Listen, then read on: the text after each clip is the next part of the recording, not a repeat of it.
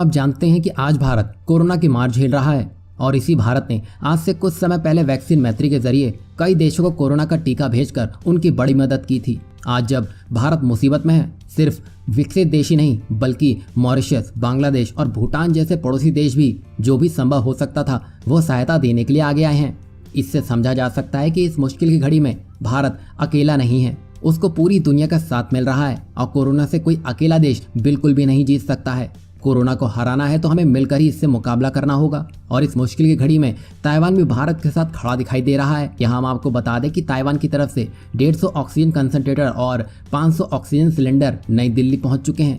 इसी के साथ ही ताइवान ने कहा है कि कोरोना वायरस से जंग में वो पूरी तरह से भारत के साथ खड़ा है और भारत की हर संभव मदद करने के लिए वो पूरी तरह से तैयार है। और यहाँ ताइवान ने आगे कहा है कि ये मदद बस शुरुआत भर है, भारत के लिए ऐसी सहायता आगे भी जारी रहेगी।